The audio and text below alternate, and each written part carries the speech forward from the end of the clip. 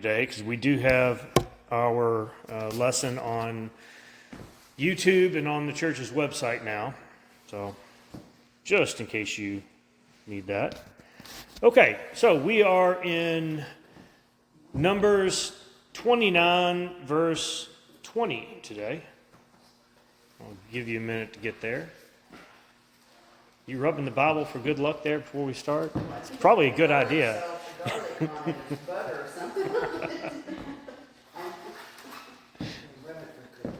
I just thought, it might be worthwhile. If it works, we'll find out here in a little bit.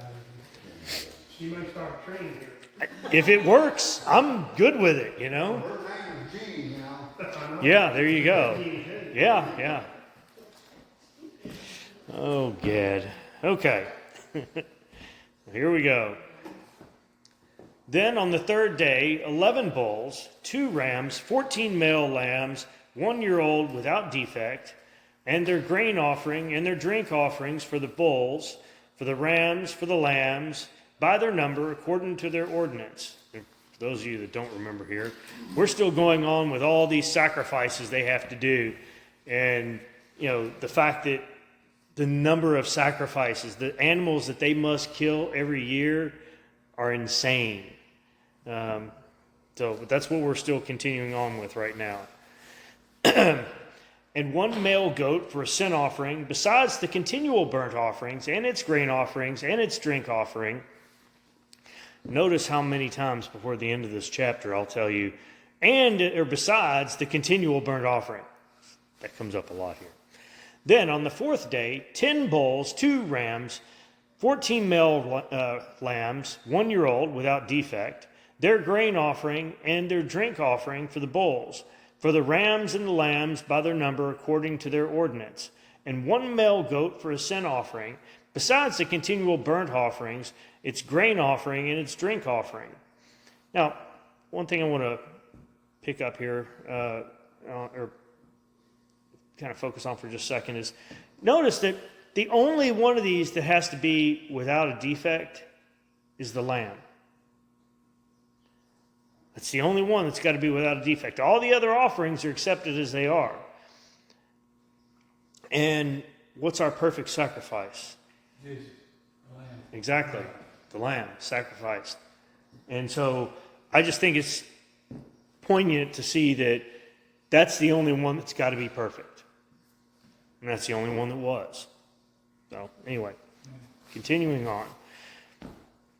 Then on the 5th day, 9 bulls, 2 rams, 14 male lambs, 1-year-old without defect, and their grain offerings and their drink offerings for the bulls, for the rams, for the lambs, by their number, according to the ordinance. And 1 male goat for a sin offering, besides the continual burnt offering, and its grain offering, and its drink offering. Then on the 6th day, 8 bulls, 2 rams, 14 male lambs, 1-year-old without defect, and their grain offering and their drink offering for the bulls, for the rams, for the lambs, by their number, to the ordinance. And 1 male goat for a sin offering, besides the continual burnt offering, its grain offering, and its drink offerings. Then on the 7th day, 7 bulls, 2 rams, 14 male lambs, 1-year-old without defect, and their grain offerings and their drink offerings for the bulls, for the rams, for the lambs, by their number, according to the ordinance. And 1 male goat for a sin offering, besides the continual burnt offerings, its grain offering and its drink offering. On the 8th day, you should have a solemn assembly. You shall do no laborious work. And no, there's no partridge in a pear tree at the end of any of these. Because it kind of feels like that as you're going through this, right?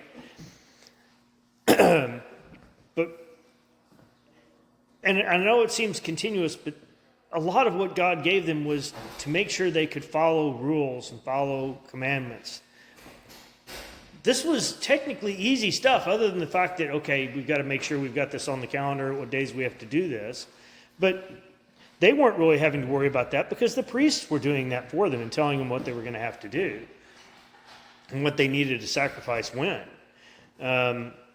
But a lot of this was just to make sure that the Israelites would follow God and do what they were told to do. These are the basic things, right? These should be the easy things to do. Most of what he gave them were easy things to do.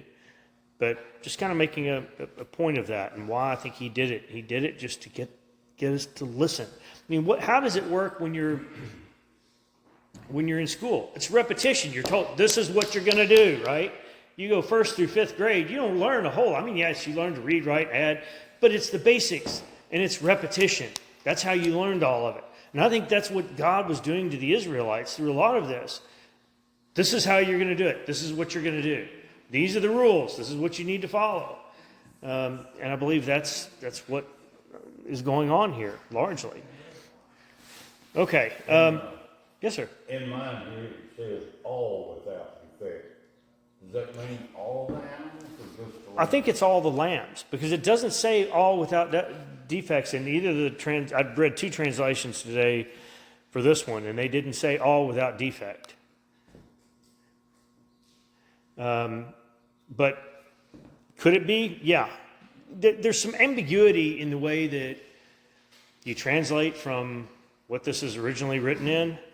And the truth be told, a lot of people still don't understand how to read it all. The Jews claim they do, but they still debate it. So I don't know. I know that it seemed odd to me because in the examples, there are commas between everything. But it's only, to me, the way it reads is 14, or, however, male lambs, 1-year-old without defect. It doesn't imply all of them. And my other translations didn't read that way either. But it may be. I guess I just thought you always offered the best. Well, I still think you always offered the best, but I think the lambs were the ones that were without defect, without anything. I think that does make a big difference. You should always give your best to the Lord, and that includes the sacrifices in this case. But I just looked at it as being the fact that the lamb we know is the sacrifice we had through Christ is without defect, the one that's perfect. But yeah, I still think you're correct, and it'd be the best of what you have. Now, starting on this last one I read on 35. On the 8th day you shall have a solemn assembly. You shall do no laborious work. Now, you follow this up with, but you shall present a burnt offering, an offering by fire as a soothing aroma to the Lord. 1 bull, 1 ram, 7 male lambs, 1-year-old, without defect. For me, that would be laborious. But I'm trying to put this into perspective.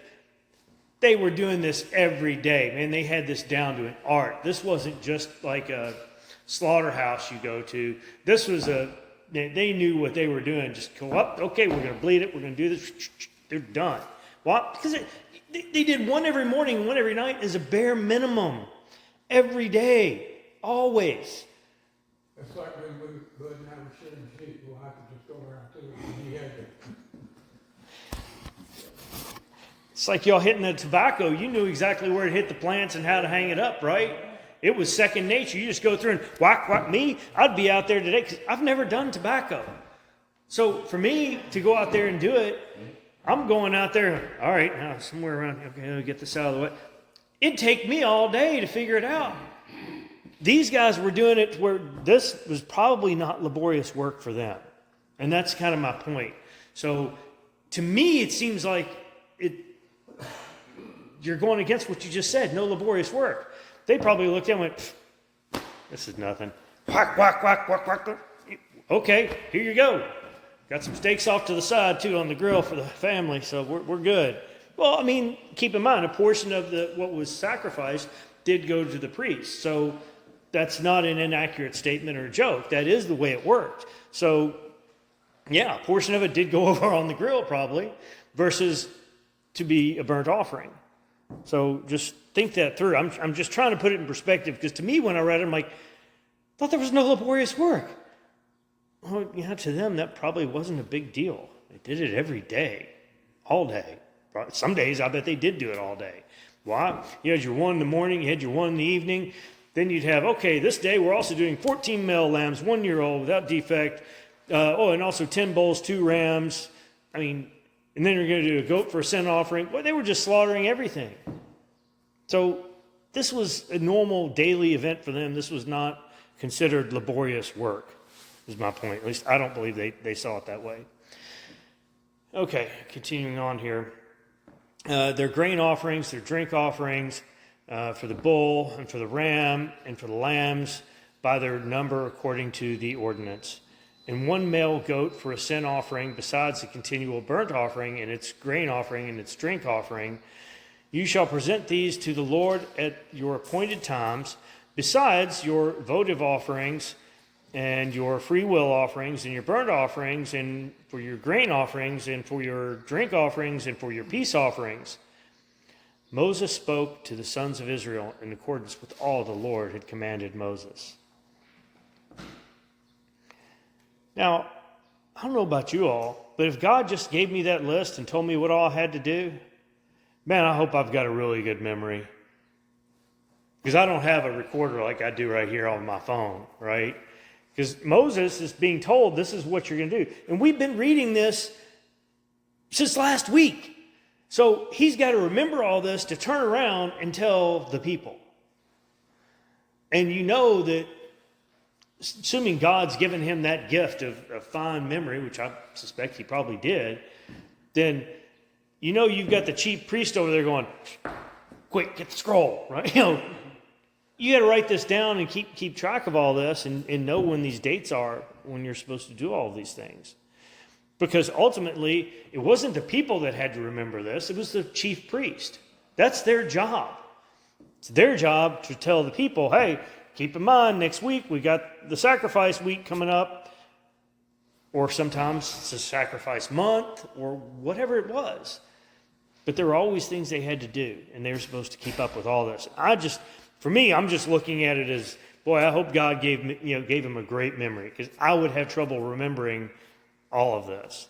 But maybe that's just me. Maybe you all have got this, and I'm the one slacking here, which that's fine too. Okay.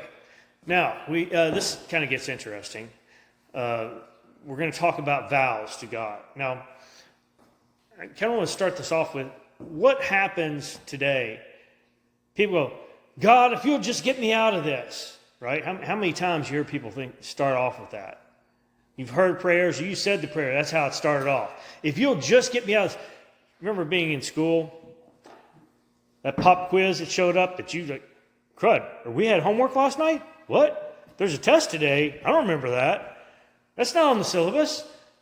I remember those moments and, God, man, just give me a way to get through this. That just don't let me fail on this one. And so we're going to talk about that. Needless to say, thankfully for us, the same rules don't apply, or we'd probably be in serious trouble. But just want to kind of preface all this by saying that. Okay. Then Moses spoke to the heads of the tribes of the sons of Israel, saying, This is the word which the Lord has commanded. If a man makes a vow to the Lord, or takes an oath to bind himself with a binding obligation, he shall not violate his word. He shall do according to all that proceeds out of his mouth. Now, that one's really straightforward, right? Basically, if a man says, I'm going to do this for you, Yahweh, you just better do it, or you're in trouble with God. Now, if a woman does it, we got to have a whole new list of things. And that's what we're going to go through next. Also, if a woman makes a vow to the Lord and binds herself by an obligation to her father's house in her youth, and her father hears her vow and her obligation by which she has bound herself, and her father says nothing to her, then all her vows shall stand, and every obligation by which she has bound herself shall stand. But if her father should forbid her on the day he hears of it, none of her vows or her obligations by which she has bound herself shall stand, and the Lord will forgive her because her father has forbidden it. Why? This is one of those, you live in my house, you live under my roof, you eat at my table, you obey my rules. You don't like it? Door's over there. Good luck to you. I know some of y'all have heard that before, probably. Or you stood there and heard a sibling get that comment. So you know what I'm talking about. And so I have to look at this and take it in context, and that God's saying, no, you're under if you're a man, yeah, your vow stands. But a woman comes out and making a vow, if you're still in your father's house, boy, you best have his approval. And that's really what it's talking about. And notice that it says, but if her father should forbid her on the day he hears of it. So in other words, we're not talking about he has to give you warning beforehand, you can't make this vow. If he hears about it a month after you made the vow, that's enough. That's what it comes down to. It doesn't matter. He has the right, as soon as he hears about it, I don't care if it's the same day, I don't care if it's next month. As soon as he hears about it, he goes, you did what? Oh, no. We're not having this.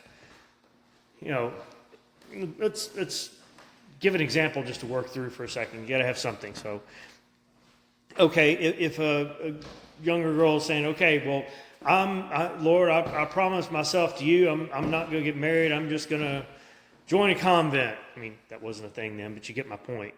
And the father's going, oh, no. I already made a deal with your third cousin. This is a done deal. But no, you're not getting out of it. Now, why? Because that's still how things worked. Okay? That was the reality of their time. So if she made some oath to, no, I'm not going to marry this person, I'm going to do that. You can't do that. Not if your father doesn't want you to. You're in his house. You're his responsibility. You don't have that authority. That's the way things were, and that's that. End of story. And that's what God's saying here. However, if she should marry while under the vows, or the rash statement of her lips by which she has bound herself, and her husband hears of it, and says nothing to her on the day he hears of it, then her vow shall stand, and her obligations by which she has been bound herself shall stand. Notice it's even saying if it's a rash statement, the rash statement.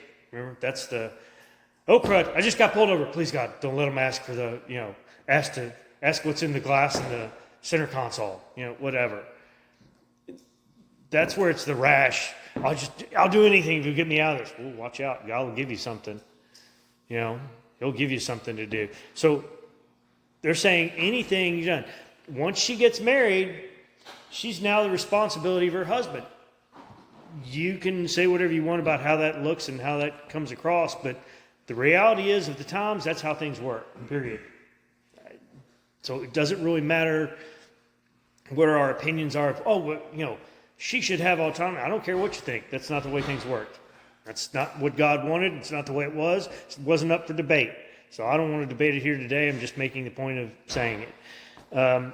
But basically, once she gets married, her husband has that authority over her. That's the way it was. So if he hears about it and says nothing, okay, it stands.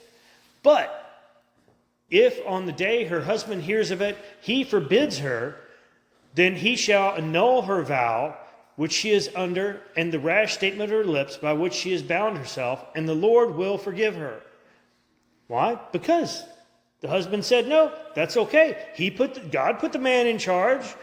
He has the authority to say no if he doesn't agree with the vow. But if he hears it and says, well, okay, that's what she wants to do, so be it. So it's on him.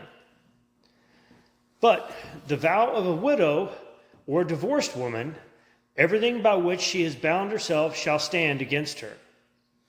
However, if she vowed in her husband's house or bound herself by an obligation with an oath, and her husband heard it, but said nothing to her and did not forbid her, then all her vows shall stand, and every obligation by which she bound herself shall stand. So again, if the woman's on her own, so she's not got a man taking care of her, she can make whatever vow she wants, and as long as she's in that situation, meaning divorced or widowed, then it's on you. You better follow up with that vow, just like a man making a vow. It's only when she's married or in her father's household that it can be annulled. But if her husband indeed annuls them on the day he hears of them, then whatever proceeds out of her lips concerning her vows or concerning the obligation of herself shall not stand. Her husband has annulled them, and the Lord will forgive her. Every vow and every binding oath to humble herself, her husband may confirm it, or her husband may annul it. But if her husband indeed says nothing to her from the day to day, then he confirms all her vows or all her obligations which are on her. He has confirmed them, because he has said nothing to her on the day that he heard them. Again, big key there being on the day that he heard them. So as soon as he finds out about it, doesn't mean that he heard her saying it that day. It means that he heard about she did this, she made this vow. Doesn't matter when he finds out about it. It's the point that when he finds out about it, that day he has to make a decision. Yes or no? Does he allow her to do it or not? What kind of vows? Yeah, that's what I was thinking. You could do a vow of celibacy. Okay, you could do a vow of servitude to the church. Sure, I'm going to dedicate my life to serving God. I will clean up everything around the temple. Always. I will clean up all the trash that's around the temple for the rest of my life. That's going to be my job. That's going to be my service to you, God. Father hears about it, or husband hears about it and says, No. We got enough trash around here for you to clean up. You're not cleaning up around the temple. Well, if I was separated with your husband, you wouldn't go. No. That's why I'm saying when he hears that, it's over with. Unless you're Solomon and goes, never liked you anyway. So it varies. But yeah, there are still plenty of vows they could do as far as what they would take on responsibility. I vow to be a mother to my widowed niece. Okay. Husband or father goes, no, we got enough stuff going on here that you've got to do. You're not going over there next door to your uncle's house to take care of the niece. No. That's not going to fly. So they could be something that seems innocuous. It seems good-hearted. She's like, no, her mother died. That happened to me. I'm going to go take care of her. Husband or father can go, no, I don't need another mouth to feed. Have you noticed we're in the desert? We've got manna. I'm hoping we get to this promised land. I got plans, and I'm not living next door to this couple. Okay? Just giving you dumb examples, but Yeah, I'm following what Dean was. Could that be likened to, like, the Catholics supporting Lent? it could be. You're going to give up a particular food for a period of time, right? That would be another vow that you say, well, I'm going to do this as a sacrifice to you, Yahweh. I'm going to do this. I'm not going to eat. Can't be manna yet because you need that. But you could pick whatever the food was. I'm going to stay away from milk. I really love milk. I'm going to stay away from milk for the next month or whatever the time period is. So, yeah, you could do a vow like that. But the husband hears about it and says, we worked hard for all this milk. Why is it all going to waste? I know you love milk. Well, I vowed not to do it. Oh, no, you didn't. You know, I just bought an extra cow just to take care of your milk fetish. No. I know it's a joke, but at the same time, you get my point. I hope that's what I'm getting through here. So you can, especially when you're younger and your parents' house, you make all kinds of dumb decisions. We all did. I'm not just talking about the women. I'm talking about all of us did. So from my perspective, yeah, you might say something that is a rash statement of the lips, right? That's what it says in my translation. And so, yeah, this is just letting the father or husband go, rethink this. No, we're not going to allow that. Does that make some degree of sense now, I hope? Okay. I think we're on 15 here. But if he indeed annuls them after he has heard them, then he shall bear the guilt. Now, don't like this translation in this case because I read two other translations to make sure I could get this right. Basically what it's saying, and again, other translations did a better job of this, but I had notes in here already, so I didn't want to change translations for the week. Basically, it's saying if he hears about it and then sometime after, like the next day, the next month, he says, you know what? Enough with this. This has got to stop. This not eating, not drinking milk anymore, no. You got to stop this. Half the stuff we have here, we're making with milk. You can't say you're not going to have milk anymore. That vow, I don't care if it's for Lent, whatever. We're not doing that. You got to stop. No, now he's in trouble. He can tell her to stop, and she is to stop. Why? He's the head of the household. Why do you think even in taxes today, being it's tax season, we still have a check mark box for head of the household? Why? Because there's a head of the household. It's been going on since the beginning of time. This is a good example of it. So, yes, there is a head of the household. He was responsible for the household, and that includes his wife, his daughter. Those are the two examples we're talking about, more or less. So, if he chooses to tell them not to honor that vow after the fact, meaning he already knew about it, but he saw her for the last week or the last month not having any milk. He's like, we work hard for this. I've had enough of this. You decided you're not going to eat meat. You're going to become a vegan. I'm sorry, but all I got around here is meat. So you're going to eat it. I'm tired of this. She's still in the clear, even if she doesn't follow her vow anymore. But he is now not. Why? Because he already knew about it. He allowed her to do it, and now he's changing his mind. You can't change your mind after the vow. And in the husband or father's case, you can't change your mind. Once you accepted that she made the vow, you can't change your mind. That's not an option. You made your decision, stick with it. Does that make sense? So at that point, if there's a sin here, it's on the husband or the father.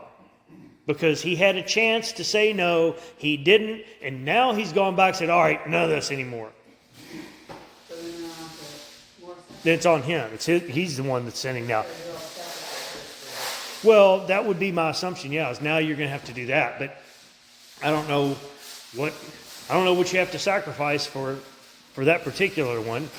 So it's not a sin, it's a vow. But vow is, if you don't follow it, it's a sin. So I don't know. Go ask the chief priest. I got nothing. But you're correct. I'm sure now it's going to involve some kind of sin offering to get out of this. So there goes. You're going to have to sacrifice your cow now to get forgiven.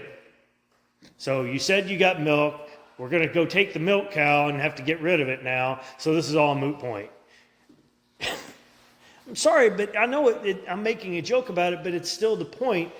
You need to be responsible for what you allow and what you say. That's why Jesus said don't do it, didn't Yeah, don't make vows. That's basically it. And that's one of the things that bothers me. Because Christ says, make no vows like that. So when I'm in commission meetings, the full one or committee meetings, whatever, it's pledge allegiance to the flag. Am I making a vow when I do that? I don't know.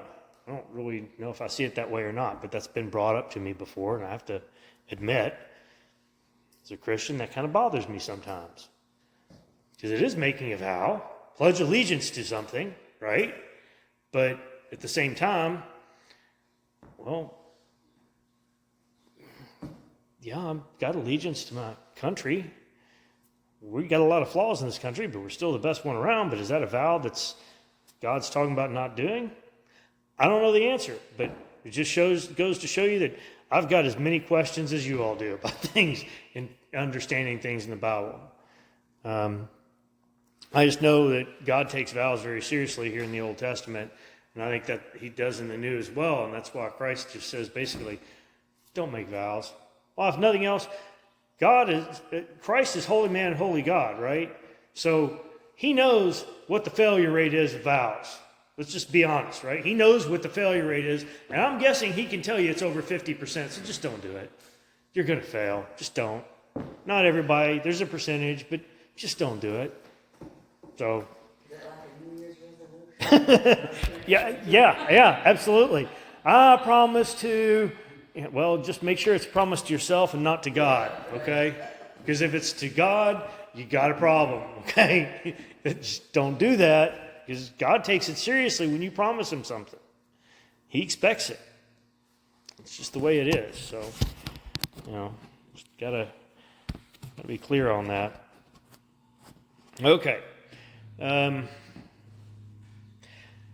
These are the statutes which the Lord commanded Moses, as between a man and his wife, and as between a father and his daughter while she is in her youth and in her father's house. So this is, I guess, the other thing I wanted to clarify, because they talk about the daughter still being in the father's house for this. I don't know what the age of marriage is, but it's kind of like the same thing as what's the age of a boy being a man all of a sudden. Well, I look at it sort of in the same way our country does. For military, it's 18, right? So you can go fight, be forced to fight at 18. In the Bible, it's 20. So I'm guessing a man was a man around 20 years old, because that's when he's counted, and that's when he's eligible for service for fighting, right? But if he or she still living in the father's house, wouldn't the father as head of the house still have some type of control over what they do? Over her, yeah. But that's what I was saying as far as age and what I was trying to clarify what's a man and when they're talking, because they don't say, they talk about a daughter being in her youth, but they don't classify a child or woman, they just say a daughter. And so I was trying to clarify, okay, a man, I'm assuming is a man at around 20 for the things we've seen. I mean, I may be off. I'm just, by what we've read, that's what it sounds like. Whereas a woman, I don't know when she's considered being a woman. We know that varies, different cultures, what they think. And a lot of people want to tell you that, Mary, Christ's mother, was maybe 14. Sure, it's feasible. Wow, a lot of them see it as, you menstruate, you're a woman. Congratulations. I don't know. I was just trying to differentiate between a child and, for the vows, okay? Differentiate between what's a child and what's a daughter still in her youth and a man. Because that's what we talked about. So children weren't making vows, apparently, because that's not addressed. So that's how I'm trying to bring this in, because I just want to clarify, because it seems like we talk about a man, we don't talk about a boy. We talk about a married woman, and we talk about a daughter in her youth. What's a daughter in her youth? And I was just trying to bring some perspective on that, because it was something I had a question about. And my best answer was just that, based on what we've read, you seem to be an adult at 20. That's when you're counted as a male.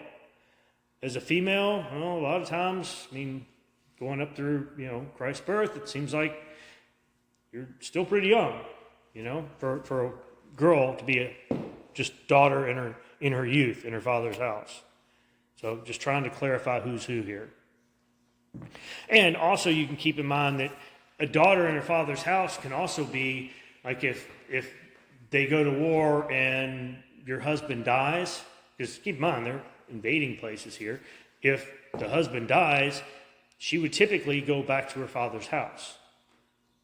So she would still be a daughter in her father's house, even though she's a widower, but there's an exception for widowers, because I think the exception they were making was more, you're not going back to your father's house. You're a widow. You're on your own. So just clarification for that. Okay. Continuing on. Then the Lord spoke to Moses, saying, take full vengeance for the sons of Israel on the Midianites. Afterward, you will be gathered to your people. That's kind of a wild thing to say. Because you know what gather to your people means, right? Then you're going to die. So the Lord speaks to Moses, basically, different translation. Okay, I want you to go out and kill the sons of Israel, for the sons of Israel, get vengeance on the Midianites. So go out and kill all the Midianite males. And then you will be gathered home to your people. Whoa, wait a minute here. But okay, he's been good about following God's commandment. Moses spoke to the people, saying, armed men among you for the war, that they may go against Midian to execute the Lord's vengeance on Midian. Keep in mind, where was his wife and father-in-law from? Midian. But now they're going to take out Midian. Now, they'll talk towards the end about why they do this. But anyway, 1,000 from each tribe of all the tribes of Israel you shall send to the war. So there were furnished from the thousands of Israel 1,000 from each tribe, 12,000 armed for war. Moses sent them 1,000 from each tribe to the war. And Phinehas, the son of Eleazar the priest, to the war with them, and the holy vessels and the trumpets for the alarm in his hand. So they made war. Or let me clarify on the trumpets. The trumpets were basically signals, same way we've used them since, up through Civil War. You basically use the trumpet to signal go, stop, or whatever, because you typically did that or flags, and they did trumpet blasts. So that's what the trumpets were for. So they made war against Midian, just as the Lord had commanded Moses, and they killed every male. Not exactly. They killed the kings of Midian along with the rest of their slain. Do you remember who else we just talked about that's part of that? Oh, come on. Think talking donkey and all. Anyway. Okay. Evi and Rakim and Zur and Hur and Reba, the 5 kings of Midian. They also killed Balaam, the son of Beor, with the sword. So that was our,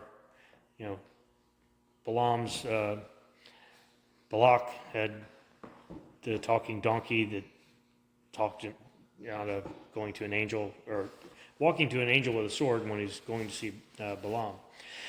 The sons of Israel captured the women of Midian and their little ones, and all their cattle and all their flocks and all their goods they plundered. Then they burned all their cities where they lived, all their camps with fire. They took all the spoil and all the prey, both of men and of beast. They brought the captives and the prey and the spoils to Moses and to Eleazar the priest, and said to the congregation of the sons of Israel, to the camp at the plains of Moab, which are by the Jordan opposite Jericho. Moses and Eleazar the priest and all the leaders of the congregation went out to meet them outside the camp. Moses was angry with the officers of the army, the captains of thousands and the captains of hundreds who had come from service in the war. And Moses said to them, "Have you spared all these women?" Now, what were they told to do? They were told to go kill all the men, right? Yeah.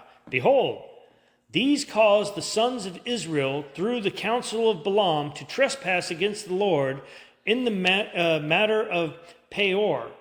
So the plague was among the congregation of the Lord. Okay, let me explain, because you don't get really good detail on this. But basically, what was Balaam trying to do? Balaam was trying to find any way he could, right, to stop the Israelites. But Balak just kept blessing them anyway. So Balaam tries something else, like, their rules say that they're not supposed to step out on their wives. So you know what? I'm going to take a bunch of women and send them in there and see what happens.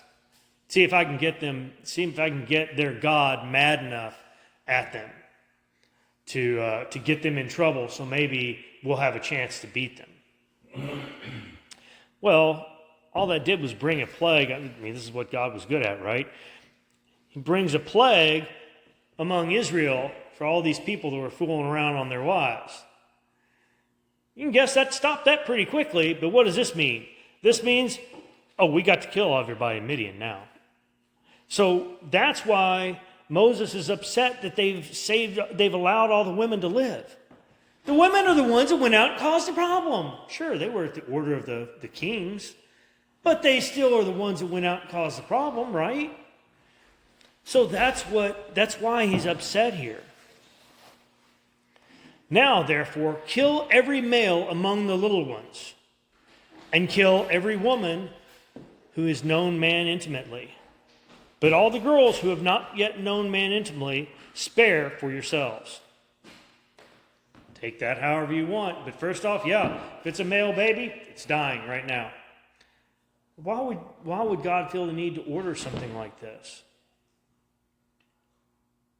Come on, this is a basic answer.